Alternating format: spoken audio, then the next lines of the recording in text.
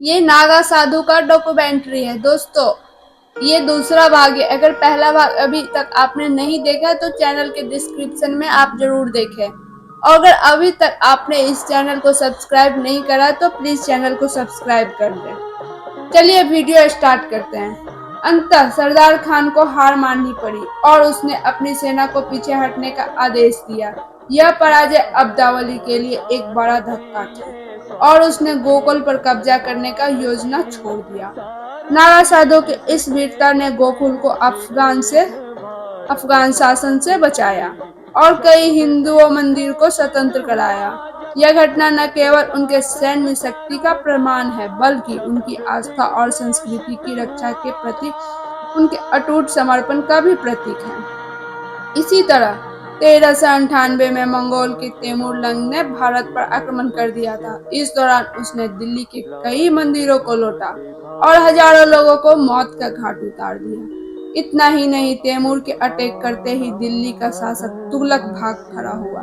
एक साल तक अपनी मनमानी करने के बाद जब 1399 में तैमूर वापस लौट रहा था तो उनकी नजर हरिद्वार पर पड़ी। यहाँ पर उसी तरह का कुंभ लगा हुआ था जैसे प्रयाग में लगा हुआ था।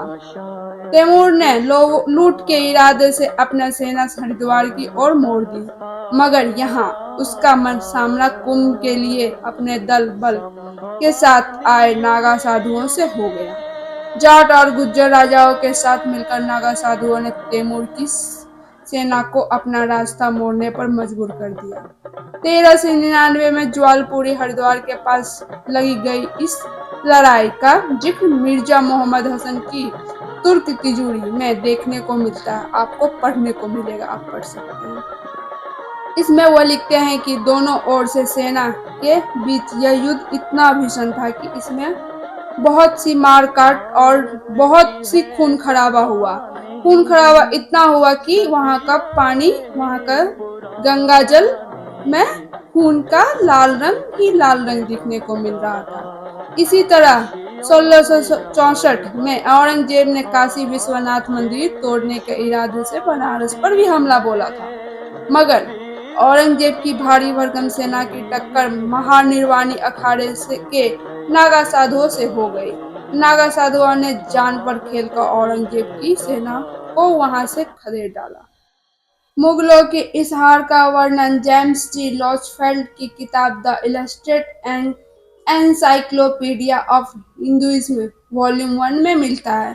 लेखक ने इस लड़ाई को ज्ञानवापी का युद्ध का नाम दिया है। 1666 में एक बार फिर औरंगजेब की सेना ने हरिद्वार कुंभ के दौरान वहां हमला किया, लेकिन इस बार भी उसे नागा साधुओं के हाथों हार का मुंह देखना पड़ा। इसके बाद 1669 में औरंगजेब ने एक बार फिर वाराणसी पर हमला किया और मंदिर में तोड़फोड़, और औरंगजेब जानता था कि मंदिर हिंदुओं की आस्था और भावनाओं से जुड़ा हुआ है, इसलिए उसने यह सुनिश्चित किया कि इसे फिर से न बनाया जाए। उसके लिए यहाँ इस जगह पर ज्ञानवापी मस्जिद निर्माण कराया, जो आज भी मंदिर परिसर में मौजूद है। स्थानीय लोक कथाओं और मौखिक परंपराओं के अनुसार लगभग 4000 नागा साधुओं ने काशी विश्वनाथ ज्योतिर्लिंग की रक्षा करते हुए उसने अपने प्राणों की आहुति दी थी। इसी तरह 1751 की बात है, झांसी गेजेडियर के मुताबिक अफगान शासक अहमद खान बंगस ने दिल्ली के वजीर और अवध के नवाब सरफदरगंज को हराकर इलाहाबाद के किले को घेर लिया था। वह तेजी से नगर पर कब्जा करने की ओर बढ़ रहा था। उसी समय इलाहाबाद संगम में कुंभ लगा हुआ था, जहां नागा साधुओं का एक विशाल समूह स्वामी गजेंद्र गिरी के नेतृत्व में पहुंचा था। उन्होंने जैसे ही अहमद खां बंगस के हमले की सूचना मिली, नागा साधु ने पहले कुंभ में स्नान किया और फिर तलवार लेकर बंगस की सेना पर टूट पड़ा। फरवरी से अप्रैल तक नागा साधुओं और बंगस की सेना के बीच एक लंबा युद्ध चला। आखिरकार अहमद खां की सेना को पीछे हटना पड़ा। नागा साधुओं ने अफगानों से उसने हथियार और घोड़े तक छीन लिए थे। इतना ही नहीं, 1857 के स्वतंत्रता संग्राम में रानी लक्ष्मीबाई को ब्रिटिश फोर्स के बचाने के लिए लगभग 750 नागा साधुओं ने बहादुरी से लड़ते हुए उन्हें अपनी जान दे दी थी। ऐसा में यह साफ है कि नागा साधुओं का भारत से गहरा इतिहास जुड़ा हुआ है। लेकिन हमारा दुर्भाग्य है कि इतिहास की किताब और मीडिया शायद ही आपको इसके बारे में बताते होंगे या बताए होंगे। हमारे लिए नागा साधु सिर्फ एक सामान्य साधु नहीं है, क्योंकि उनके बलिदान और योगदान का असली इतिहास शायद हमें अभी तक बताया नहीं गया है। आदि शंकराचार्य जी द्वारा स्थापित नागा परंपराओं ने सिद्ध कर दिया है कि जब जब धर्म और संस्कृति पर खतरा मंडराया है, तो केवल शस्त्र ही नहीं, अस्त्र की भी आवश्यक होती है। यह केवल योद्धा ही नहीं, बल्कि इस धर्म के सच्चे रक्षक भी है। भारतीय संस्कृति के संरक्षक थे। अब हम सबके मन में एक सवाल तो जरूर आता होगा कि नागा साधु तो धर्म और शस्त्र पढ़ने वाले साधक है, तो उनके पास इतनी सैन्य ताकत और तालीम कहाँ से आई और इन्हें एकजुट किसने किया? इन सभी सवालों को जवाब जानने के लिए हमें जाना पड़ेगा 8वीं सदी में, जब भारत में सनातन धर्म और विदेशी ताकत ने हमला करना शुरू किया और धर्म और संस्कृति को नष्ट करने का प्रयास किया गया। यूनानी, फारसी, अरबी, मंगोल, पुर्तगाली, डच, अंग्रेज, कुल 17 राज्यों में आक्रमण के बावजूद भारत की सनातन धर्म आज भी जीवित है। इसका श्रेय जाता है जगत गुरु आदि शंकराचार्य जी को। केरल के कलादी में शिव गुरु और आर्य लंबा के घर जन्मे शंकर को भगवान शिव का अवतार माना जाता है। शंकराचार्य जी के जन्म की स्थिति को लेकर कई मत हैं। कुछ विद्वान 507 ईसा पूर्व मानते हैं, तो कुछ 1788 ईसा पूर्व। मात्र 32 वर्ष के जीवन काल में उन्होंने अद्भुत कार्य किए।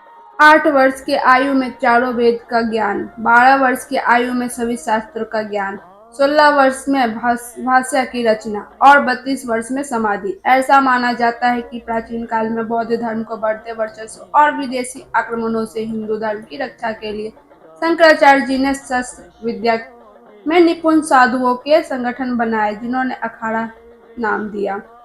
इन अखाड़ों का मुख्य उद्देश्य हिंदू धर्म और संस्कृति की रक्षा करना था। आदि शंकराचार्य जी ने जोर दिया कि युवा साधु और संस्कृत शारीरिक रूप से मजबूत बने और हथियार चलाने में कुशलता प्राप्त करे, ताकि विरोधी शक्ति से लोहा लिया जा सके।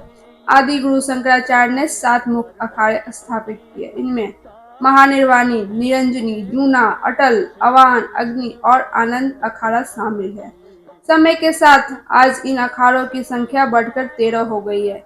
आगे वीडियो में हम इन अखाड़ों के बारे में इतिहास जानेंगे, इनका इतिहास पर एक नजर डालेंगे। अगर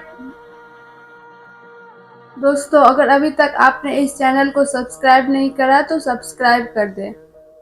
फिर मिलते एक इसी तरह के वीडियो के साथ। अभ्युत्थानम् अधर्मस्य तदात्मानं सृजाम्यहम्।